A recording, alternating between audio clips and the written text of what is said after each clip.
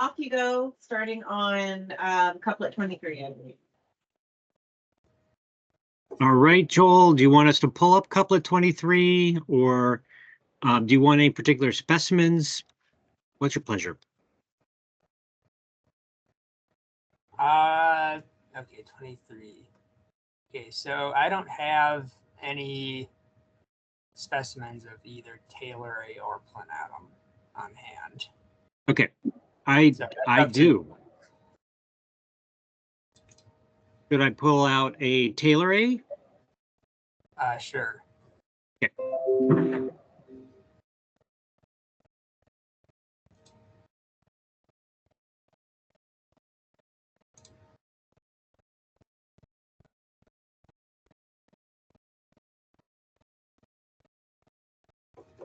All right, you want to walk through the couplet, and I'll put Taylori up on deck. And do you want the which you want the mesepisternum visible on Taylori? Yeah, the mesepisternum, I would say, is the most reliable character to distinguish these.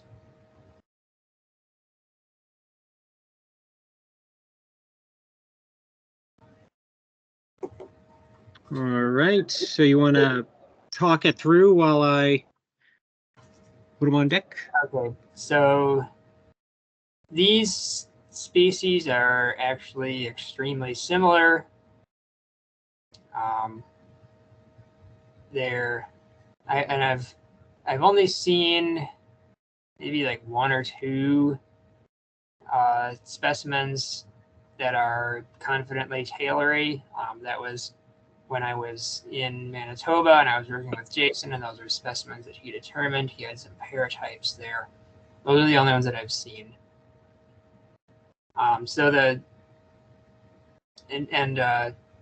If I was describing them, if I was working on these bees, I might not have even called them different species. I might have just put them in planatum. But Jason was able to tell them apart. He described them as two species, and it's pretty subtle, but the biggest difference is in the mesepisternum. And Taylori is going to have some punctures. They're not obvious punctures, but they're there. And planatum has a very smooth mesepisternum. It's like no real rough microsculpture, but no punctures either. It's just like flat and smooth, but also dull. That's kind of like characteristic of planatum.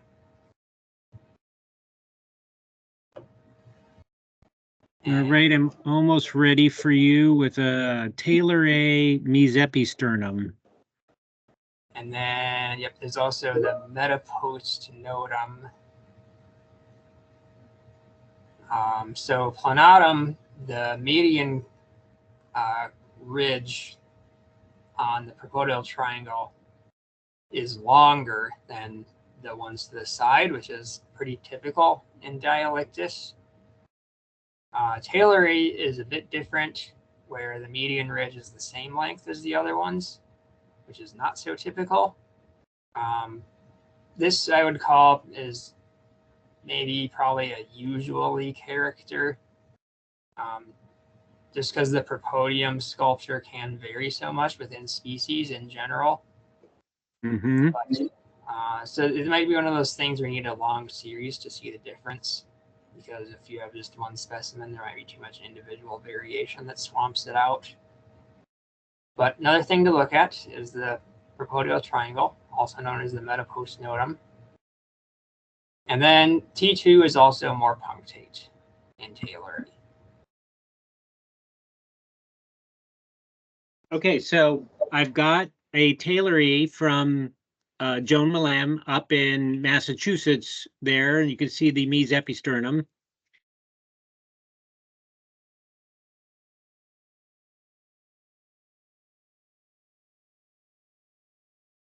Yep. I think, can you? So the angle is, you can't really see punctures so much from this angle, but you definitely can see there's some roughening there. So there's some highs and lows, some kind of like deep shadowed pits. Oh, yeah, there's some punctures there. So they're not obvious. They're kind of shallow and dull, and they blend into the microsculpture a little bit. But there's definitely some pitting on the mesopisternum.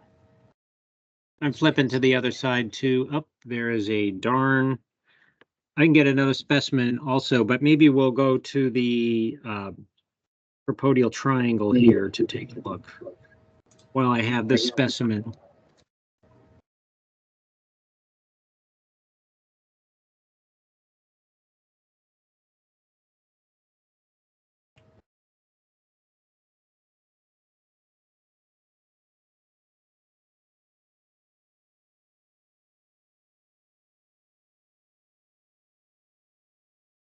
I'll go zoom all the way in here.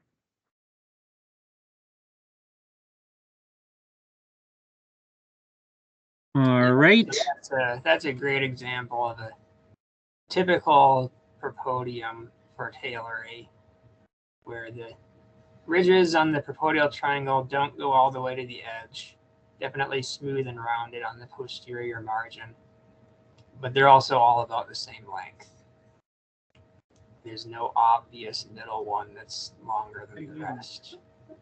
So yeah, that is dead on. Not a few other things, but these are like turtle head. Okay, you want me to show the pitting on T2?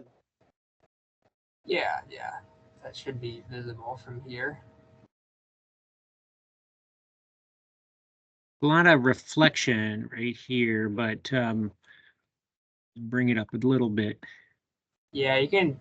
That is some great pitting, though. You can definitely see something there. Yeah, so there's a lot of specimens where I'm like, it's kind of intermediate, and I can't tell if it's tailory or planatum. This one looks like a definite tailory, which is good to see. So with planatum, and I can pull up a planatum too, there would be fewer pits in this area. What's the differentiation? It would be fewer. It actually should be no pits on the T2. Okay. So is it no pits on all of T2 or simply in the depressed rim area? Just the depressed rim area. Okay, yeah, So you can clearly see. Every Dialictus species is always going to have pits on the disc of T2. There are no species that I know of that are totally impunctate. In fact, very few Good to bees know. that I know of that are totally impunctate. All right, let me get a planatum. This is good in terms of learning characters.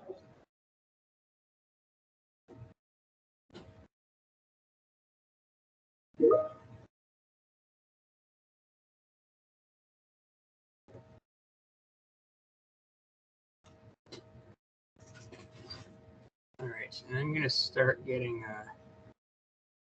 something ready for the next couplet. Okay.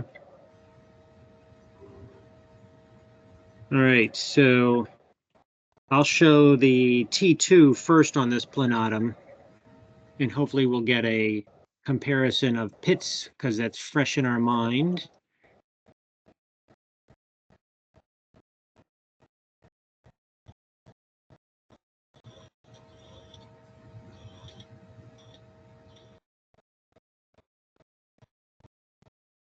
Yeah.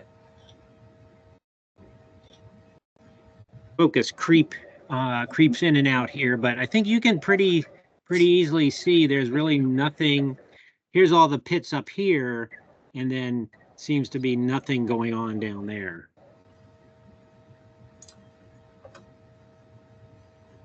Yeah. Yep, that is a bare rim there. So that's what you're looking for in planatum. That depressed rim is going to have no pits, and there might be a few seedy, but there's not going to be a lot, and they're not going to be arising from distinct pits. All right, and here we have the dorsal triangle. Which actually, that looks, that is not typical for Planatum. Like I said, there's a lot of variation in the propodial triangle sculpture. That is so atypical that I almost want to think that might be a misidentification. It could be. I can pull another specimen out. This one is from Maine. I probably did the identification. So let's say that I probably misidentified it as something else. And let's see if we can find another specimen. Yeah, because that propodial triangle there that we just saw, that is completely filled with strong sculpture all the way to the rim, which Planatum should not have.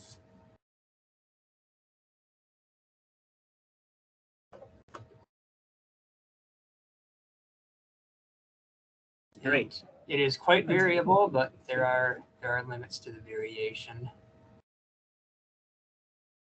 We've got one that has Jason's det on it, so we're probably in better shape.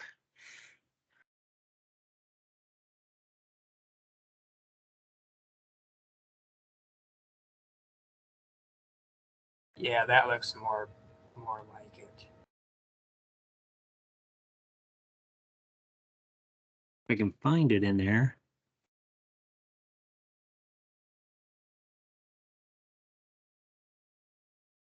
Zoomed up too quickly. Hang on.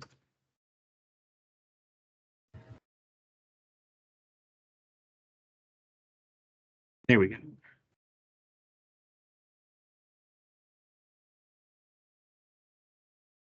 Yep, that looks like Planatum. So, Right. yep, you can see that the ridges are pretty long, maybe longer than is typical, but they still don't reach the posterior margin. It still has got that smooth, rounded margin. And it's a little bit hard to tell, but that middle one is maybe a little bit longer than the others. And they're not all the same length. Like even the side ones, you can see there's some long ones and some short ones. And then the middle one goes a little further towards the rim. I'm going to try and bump up the brightness here. Oops, if I can. There we are.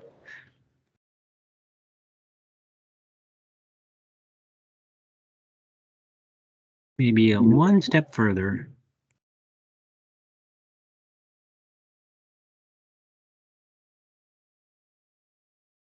So you just see in there a little bit better. Yeah, that makes it a little easier to see. You can definitely see that shadow of that middle ridge, and it goes almost all the way to the rim. So, yep, a little longer than the ones off to the side, as contrasted with tailory. Oops. We should have met these episodes. Yeah, we can take a look at the mesopistern. We'll just take a look here at see. Mesopisternum is good to look at. It has a pretty distinctive mesopisternum.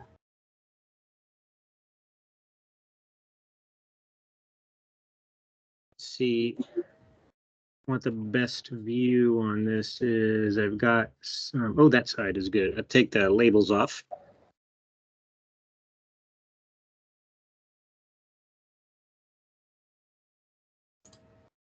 And angle it just so.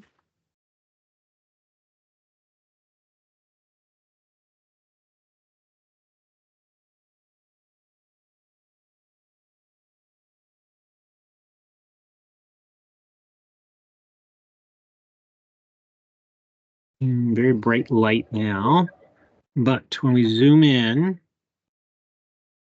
should make a positive difference.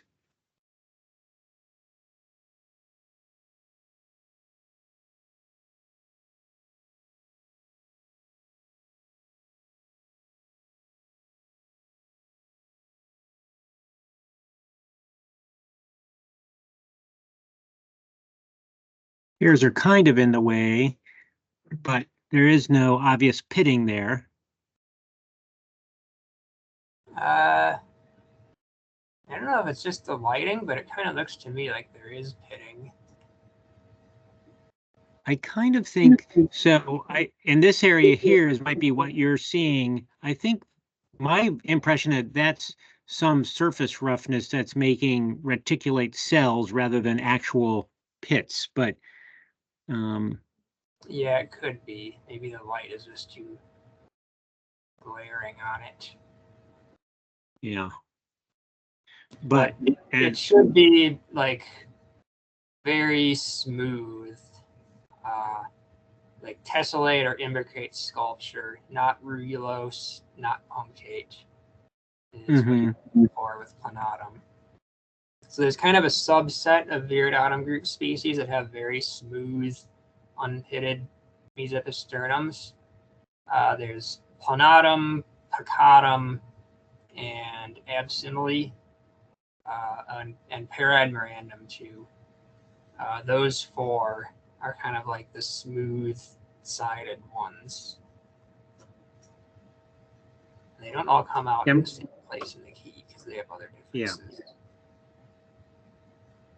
I'm looking at it under my my other scope here, and yeah, there's no pits, but there is a small amount of surface sculpturing that I think is making what looks, like that reticulateness there.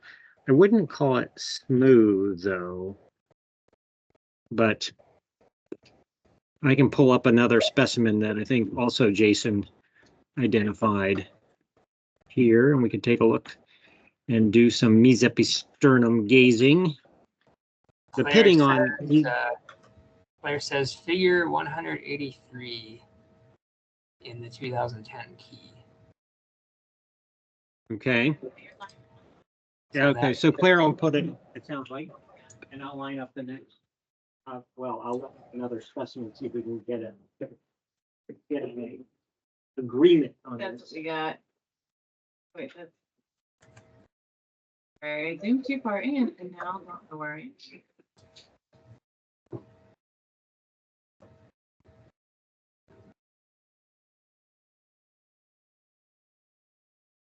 Add it up. Now I'm messing up my Zoom.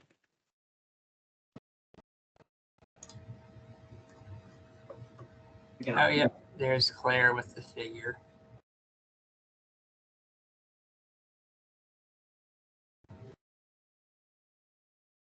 So the rugosity there, but it's hard to see much better than that.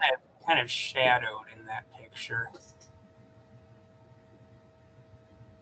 But you can at least tell that it's pretty smooth. And it's especially in the ventral half. So the dorsal half, like we saw with Sam's specimen, might be a little bit rougher. There might be some reticulation he was talking about. It'll be pretty low and not a lot of strong ups and downs. Okay, I have another specimen here, also identified by Jason, so I'll share. And so I'm going to move it down a little bit. And it's a little bit out of focus again. It looks, under my microscope, it looks about the same as the other one, in terms of surface sculpturing. I don't know that I would call it smooth per se, but it's heavily inscribed at minimum. Yeah, well, and that might be the difficulty here. It should be noticeably smoother than other species like the other ones that we looked at in this part of the key, like Subviridatum, especially Yeah. Marinense and Oblongum. It'll be a lot smoother than those. Yeah, that is true. Smooth is relative in some of these circumstances. Anyway, I think we're also pointing out the difficulty in working with single specimens and working on keys where you have a sense of relative to other specimen kinds of comparisons that make Dialictus tricky sometimes. But the other characters, such as the pronotum, the dorsal part of the propodium and the T2, those seem to be very much more useful in general. So in collection. Okay, so we, I don't know that we need to look at any more on that particular planatum because it looks very similar to the others, but do you want to go to another couplet character there? I think we've thoroughly covered Taylori and planatum. Mm-hmm. So the next one is 25, where subvirdatum gets pulled out. And did we cover that last week? I can't remember. We have, I can pull another specimen and pull it up, but we looked at a number of, I think we were using it as a, to illustrate an earlier couplet split. Yeah, we touched on it last time, but no one hates a duplicate.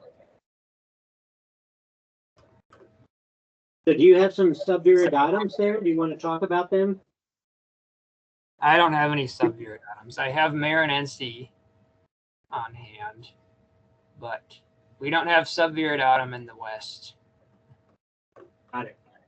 I think we covered it pretty well, because it had just a little bit, if people recall, you can go back to the last time where there was just a fairly bare, the tergites were fairly bare of oppressed hairs, except for tiny little patches in T2, T3 area. And I think we largely covered it.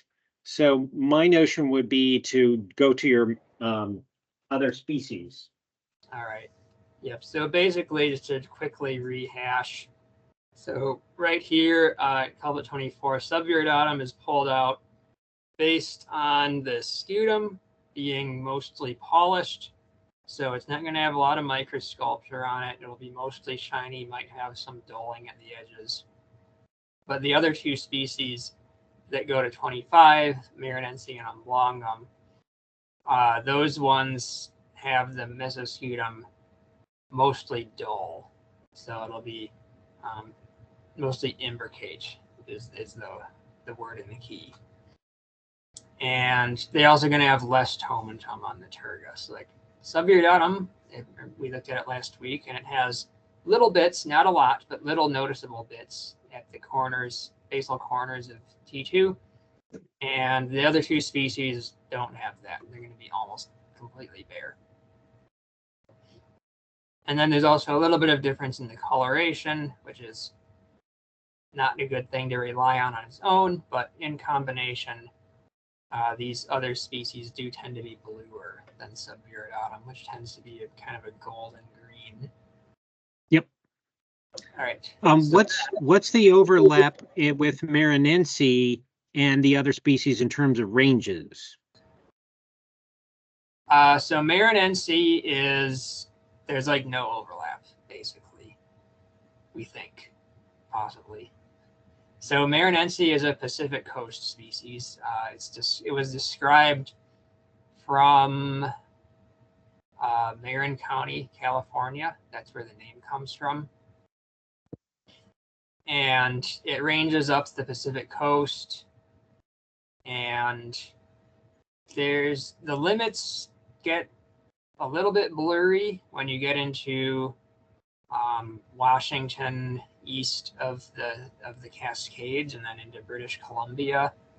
It gets a little bit fuzzy, but most of the other species in the viridatum group it doesn't overlap in range with. Okay. And it looks most similar to Viridatum. That's the species it's most closely related to. And in fact, the DNA evidence doesn't do a good job at separating them. So it's possible someday Marinense might be a synonym of Viridatum, but there are some morphological differences between them. Well, I think, in the key, Marinense is parked in an area away from Viridatum. So is it the sculpturing on the mesepisternum that I can't recall now that split it? Yep. So Marinense has less strong sculpture on the mesepisternum than Viridatum does.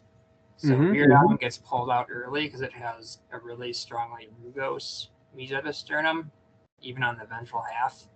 Marinense is pretty strong, but it's more like a Blongum, where it's not like totally all the same, or the ventral half might be like weaker sculpture. But the top half will be pretty strongly sculptured. And then Marinense also has pretty much no tomentum on the terga, and Viridatum does. So that's another difference. Oh, true. Yeah. Okay. So where are we going from here? We've kind of gone down the 24 path and finished. So do we go back to 22 and take that split there, or did we finish both of those? I think we might have. We finished both of those. 22 splits off Taylor and Planotum from Subviridatum and Marinense and Oblongum. So the split, we go back to 20, where it splits off the species with very sparse, virtually absent tomentum from the ones with moderately abundant tomentum. All right, so we're going down to 26 then. Yep, so 26. And this is you thought that last class, that part of the key was bad. It gets worse. So, okay, so 26 isn't too bad. Great. This is not a hard couplet, 26. So okay. T1, the anterior slope, is it smooth and polished or coriarious?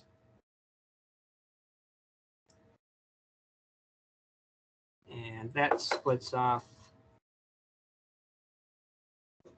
So when you say coriarious, I think that needs to be defined, because I think, like, right now, I'm not 100% sure. I would look it up, but what do you mean by that?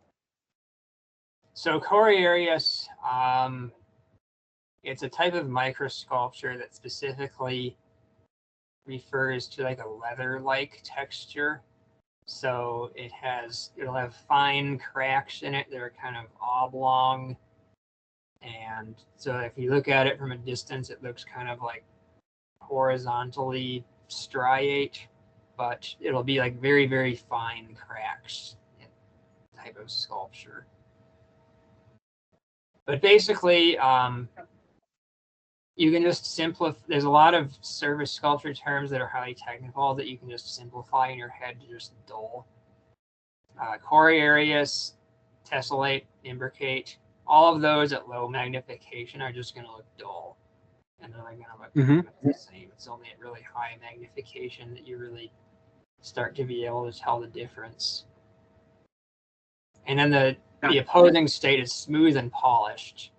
So if it's not smooth and polished, go to 27. Got it.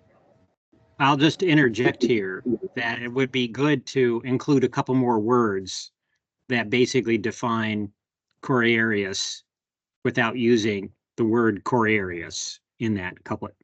Just personal pref. Yeah, yep.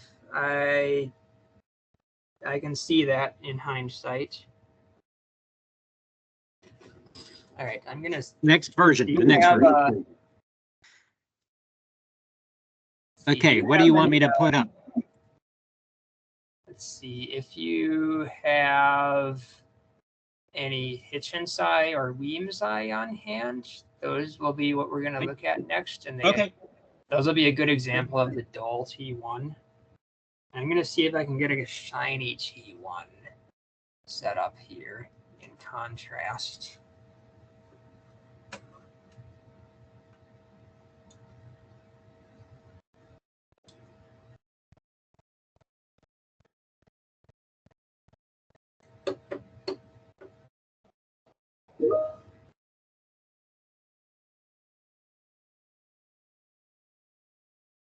But actually, interestingly, I think of a separation. I'm pulling up a Weemsy here.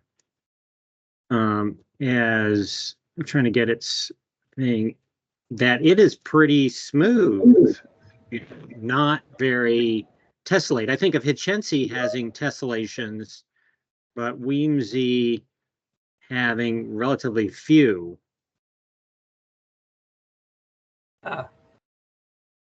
As one way to deal with the ambiguity of the two at times. That's interesting. It's always possible that there's morphological characters that Jason or I did not find. Yeah, because sometimes, you get a lot of ambiguity in the T1 fan. That's like, is it closed? Is it not closed in those two? I've got a Weemsy here. I'm trying to find, Hitchensi is incredibly common, which of course means I probably don't have one in this collection. You probably do. In the main collection? Yeah. Right. G. Yeah, here you go. You got a bunch. Okay. Yeah, there's a box there. All right. Well, while you're looking at that, or looking for a specimen of Hitchensai, I have an absimile on the screen, so I can share that, and this is going to be a smooth polished T1 is what we're going to look at.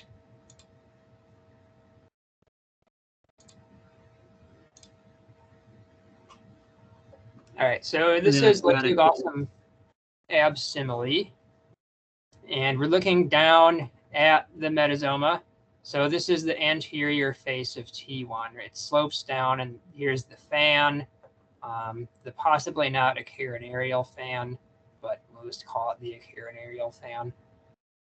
And you're looking at the surface around and under that fan. And there's a little bit of sculpturing up here. So if you look at it's kind of like the dorsal edge of the fan. There's some weak striations there. So that's kind of like that coriarius sculpture we were talking about. But it's pretty weak, and it's only there. So if you look over to the sides under the fan, that is pretty much totally smooth and shiny. So this is what a shiny T1 looks like. Okay, and I've got a Hitchensi that is nicely showing the coriariousness of its T1 fan. All right, shall I share? Yep. I've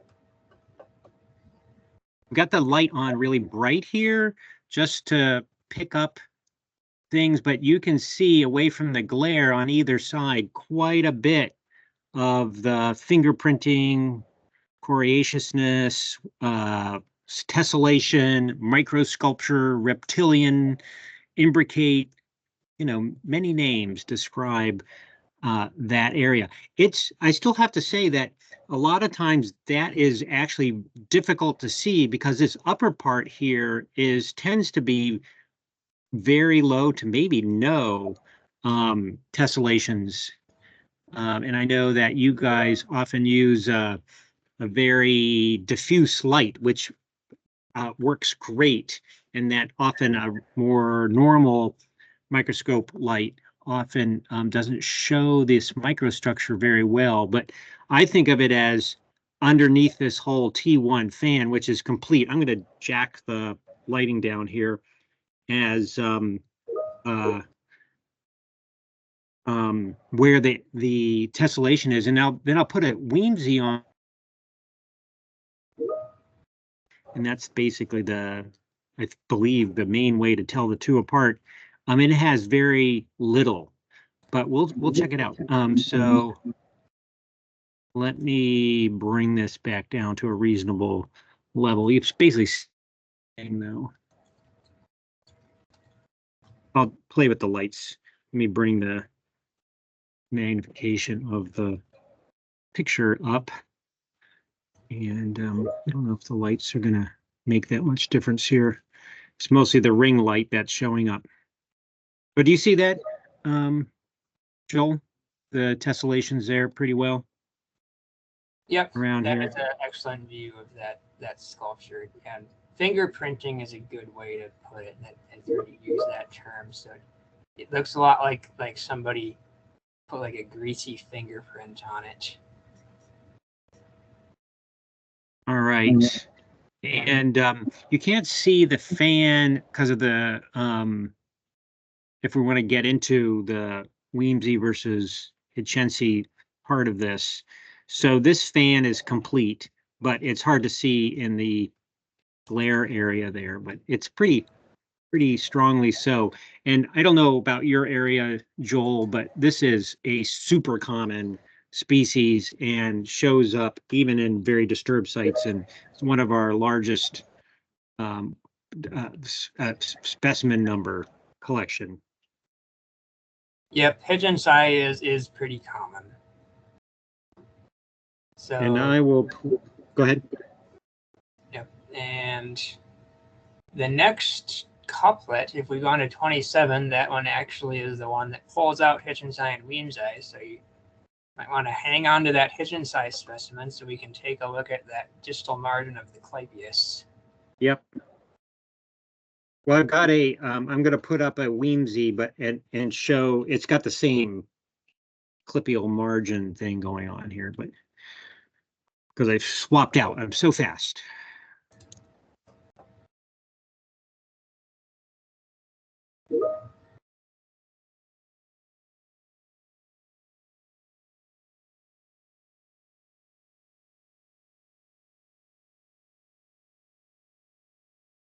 And I think we saw this in Illinoensis a little bit too, but it's this sort of unique, but again, another one of those things that takes a little while to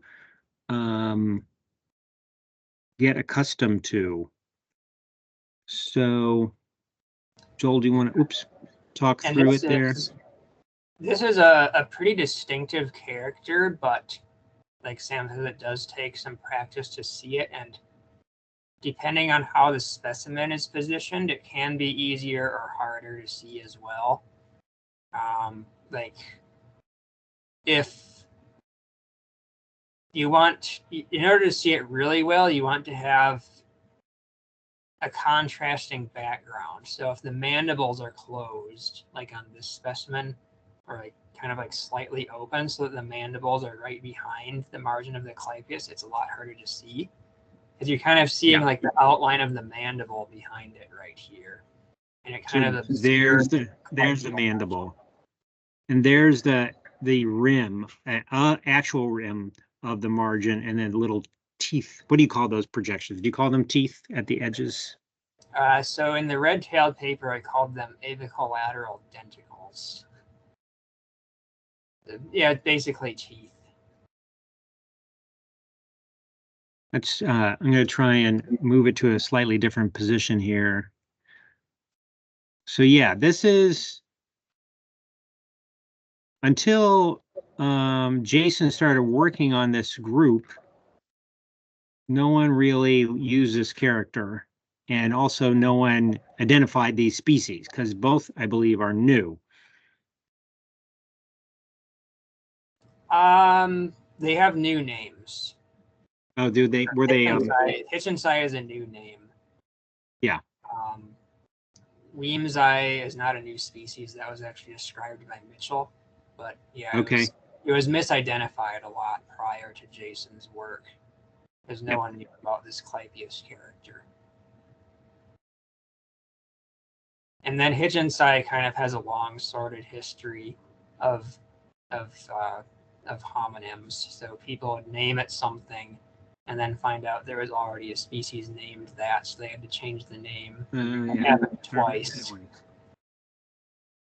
Yeah. Atlantica and Michelli or something. And Yep. So Atlanticum was the original name, and then Jason called it Michelli. If you use the 2010 paper, this will be Michelli in that paper. And then that turned out to be a homonym too, so then he had to name it Hitchensai. So let's check in. There is a Weemsy on deck for all that.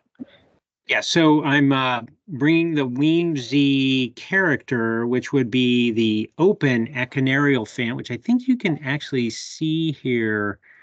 The glare is elsewhere. So here, hair patch, open, hair patch. And I'll change the focus a little bit because the focus creeps up and down so you can see that. But the thing I noticed with Weemsy, which is a relatively common and often urban bee, is that the amount of tessellation here is very little to almost none. So I guess I would, not necessarily use that tessellation path. I certainly would use the clipial character to separate things to be either Hitchensai or Weemsy, but the T1 pretty much always, I think, is very plain here without without any tessellations. And then sometimes you get a canarial fan in these species that is pretty close, but not quite complete. And then I'm looking for the tessellations to separate out, Hitchensai if it's tessellate, and if it's not tessellate, then Weemsy. And sometimes I just can't tell. Yeah, that is interesting. I'll have to keep an eye out for that. See if, because that definitely looks shinier than the other specimen. But yeah, something to be aware of, like in the key. So in the key to separate Weem's eye from Hitchensai, it uses the fan and whether there's an opening or not in the middle.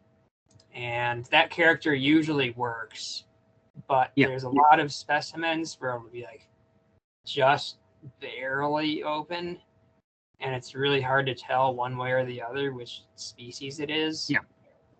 So there's specimens that are like obviously one or the other, but then there's also specimens that are really hard to tell.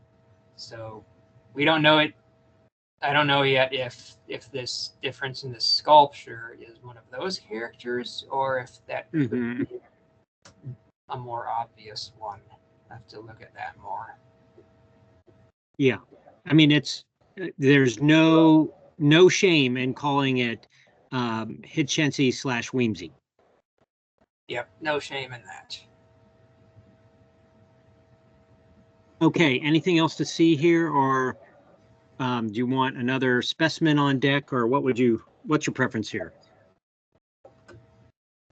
Well, if we've got a good handle, actually, can you zoom in on the Clypeus margin, like right now, like from this angle? Because this is actually a really good view of it. Oh yeah, you can kind of, even from here, see that there's some squareness and it projects out squarely. It's also, would you say it's actually wider? Like, in other words, is the area of the clipial rim take up a greater space between, let's call it, the eyeballs? It does, yes, it is wider. So it's wider, and it's also got these really strongly squared off corners. And from this angle, you don't have the mandible behind it. So it's a lot more visible. So you can get it. Yeah, this is really clear view here of that squared off margin. And this is unique to these two species, plus there's a third one that's in the southeast, I believe. So not Illinois. No.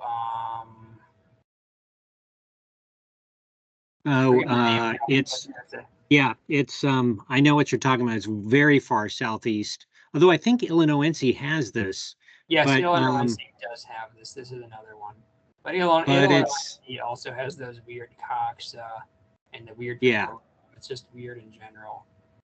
It's got a bunch of other characters to work with other than this, but I forget I know who you're talking about. It has slightly orangish edges to the femur and tibia, and is another murky thing, but the orangeness is very useful, and it has I think it has a very light fan on T1, but it escapes me what that name is.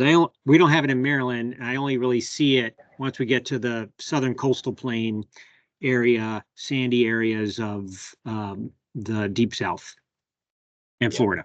Yep. So there's this squared off Clypeus that is unique to those 4 species. So 3 of them are kind of like in the same group and kind of hard to tell apart. And then there's Illinois, which is just weird and on its own. But if you see that squared off Clypeus, it narrows it down a lot. All right. Where to, Joel? All right. Are we doing okay on time? Then we go back to 27 again, and we go the other way to couplet 29. Sam, were you trying to remember Tarpons? Nope, not Tarpensi. That does have orange legs, but it's not the one we were thinking of. I think it begins with R, but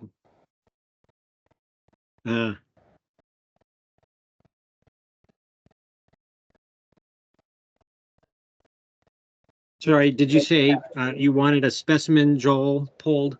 Do you have any Levissimum? Yes, I do. Or I believe I do. I'll check. Yeah, I have some upstairs, but not right in front of me. So I can get some, but it will take a minute. But Yeah, 29. Go ahead and talk through the next one. Yeah, so when you get to 29, this is another not too difficult couplet, actually. Just pulling out Lasioglossum levissimum, which is not actually part of the Viridautum group, but it has some similar characters, so it comes out in this part of the key. And because it's not part of the Viridautum group, it's actually pretty easy to recognize. So the T3 and T4 apical and pressed areas in levissimum are going to be totally bare, like no punctures, no setae, totally bare. So a couple of classes ago, if you can remember, several weeks ago, at the beginning of the key, we looked at those really coarsely sculptured species, Cressonii and Alipeni, those ones. And we looked at some Cressonii, and those ones also have a bare rim to the metasomal terga. So if you remember what Cressonii looked like, levissimum looks similar. And those bare rims are going to be very distinctive. Nothing else is going to have turtle rims like that. And there's a couple of other characters also that are not mentioned in the couplet that are also good to use here. So when Sam gets his specimen up, we can actually look at some of those, like the Gina in particular is quite wide in levissimum. Although I suppose the reason it is not mentioned in this couplet is because one of the species that comes out in the next couplet, Halictidae, also has a rather wide Gina.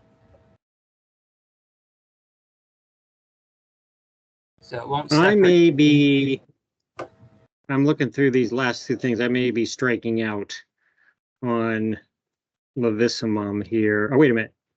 Wait a minute. The problem was that early on I identified a lot of things as Levissimum, and they turned out not to be Levissimum.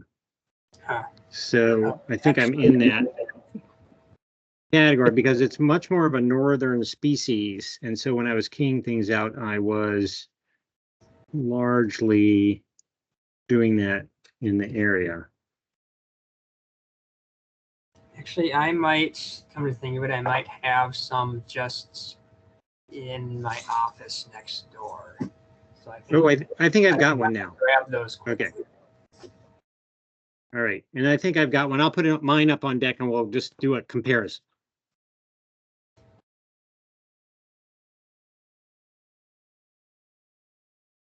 What do we want to look at, Joel? The metazomal turga. So the rims, particularly of T3 and T4. See if I can get those visible here.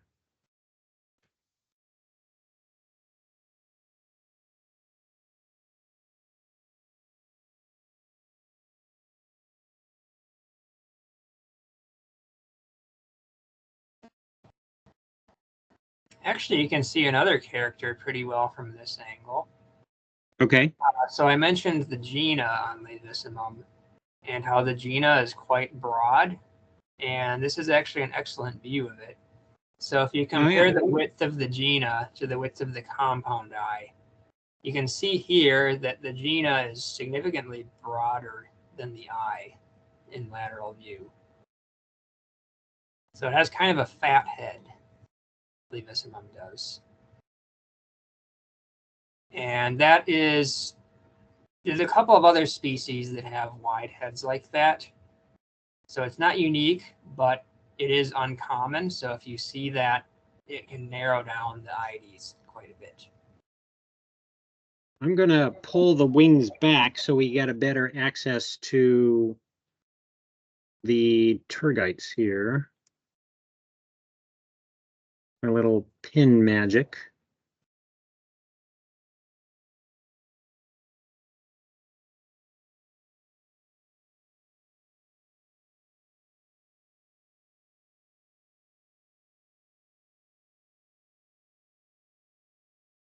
All right, so we want T2, T3 to be visible. T3 and T4 are the T3 and T4, okay.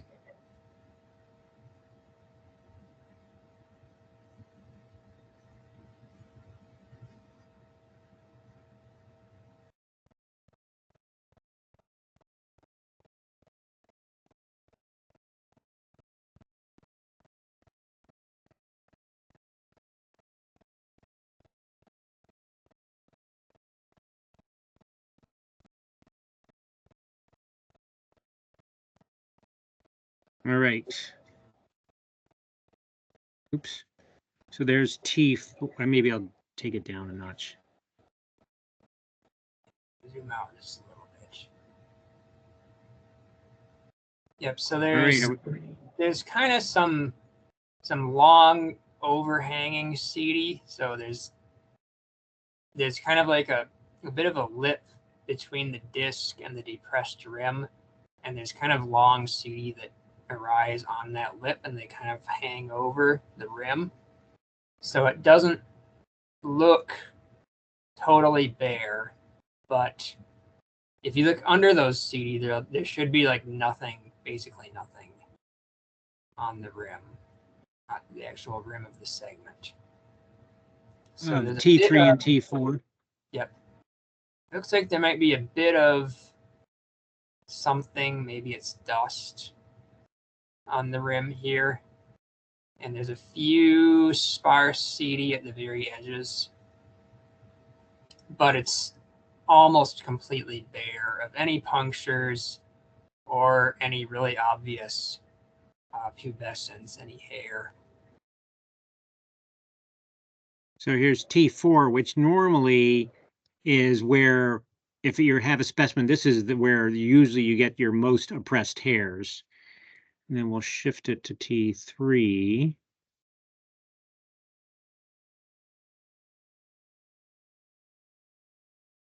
Yep, you can see it pretty well on T2 as well. Oh yeah, here. So the key only mentions T3 and T4 because those are a little more consistent, but you can also see it really well on T2. And if I recall right, the equinarial fan is pretty tight. There's an opening, but not a whole lot. And you often get this sort of same, almost planatum-like character with a strong central area and somewhat bare rim. And the equinarial fan, which is not super visible, is pretty robust, Yep, but not yep. complete. Yep, it usually has a very narrow opening, and there's a couple of specimens where it might look complete because the opening is so narrow. And It'll never have a really broad opening. And also, I think the propodial triangle area often, I think, struck me. It's not one that we really see in Maryland much, if at all. And that the propodial triangle is a little bit longer than other species. But it might be a misperception on my part. That could be. That could be, yeah. So this is Laevissimum is, like I said, it's not actually part of the Viridata group. It's actually there's two other species that it's related to, Gotham and Smilocine. And Gotham, at least, has quite a long propodium.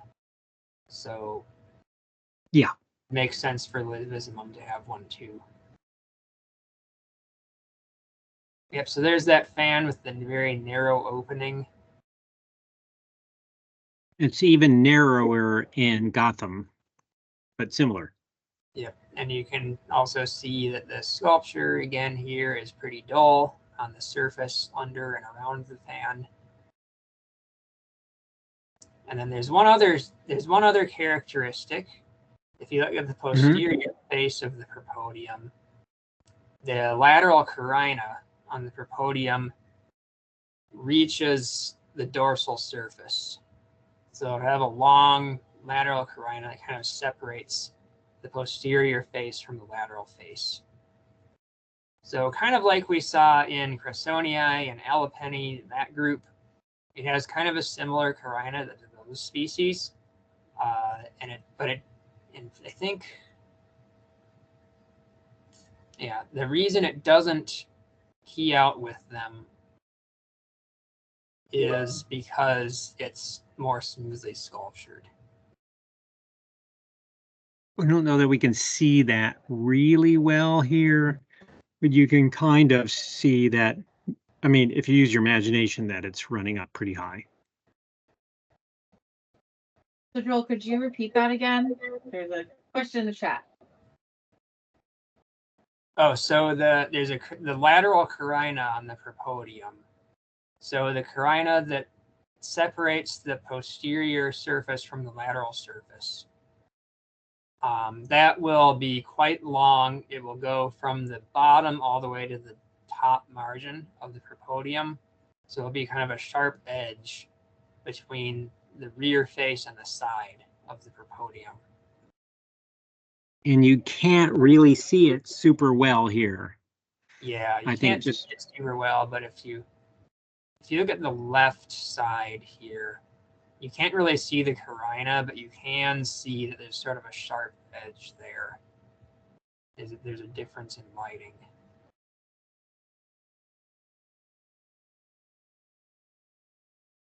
Yeah.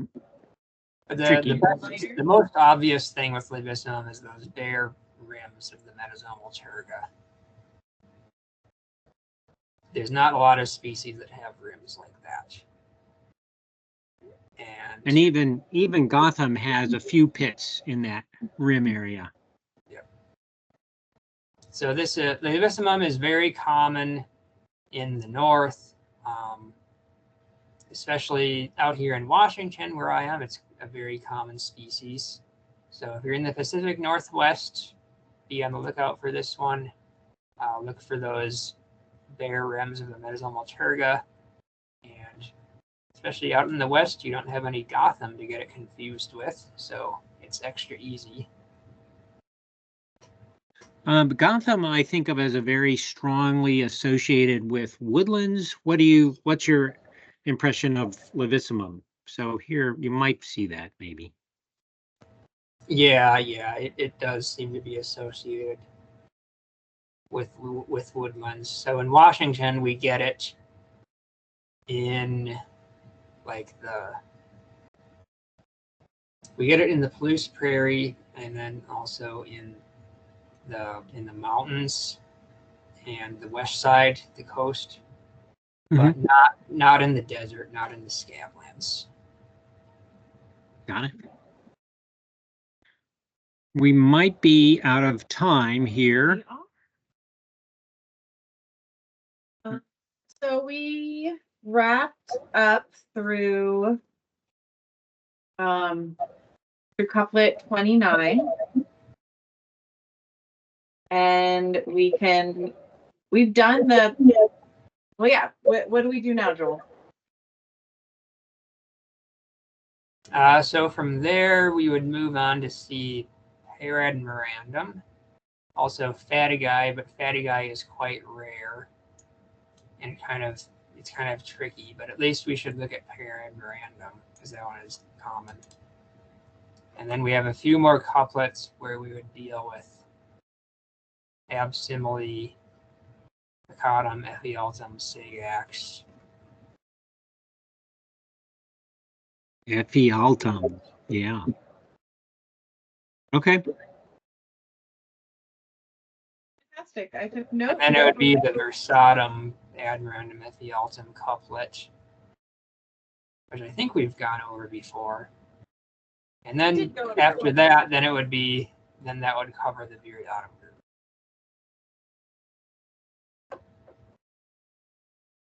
So we'll head through couplet 38, it looks like.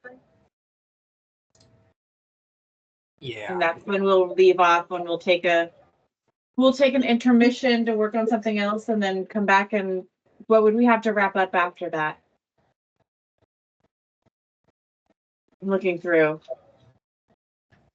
After the Viridatum group? Mm-hmm. There's a lot left. There's a lot left. Back in that. I think wrap up is not the right word for after the Viridatum group. We will take a pause and come back. Yep. But there's after the Viridatum group, it's a little bit easier. You get a few more distinctive species and a few more easy ones. Yay. Okay, well, we'll see you next week, Joel. Keep trekking along. Yep. Thanks, everyone. Appreciate it. I'm learning things too. Me too. I'm sorting out some right now, and it is so much easier. Yeah. Oh, yeah. Well, you got to put in the time. So this is great. Much appreciation. All right. I'm glad that this is helping people.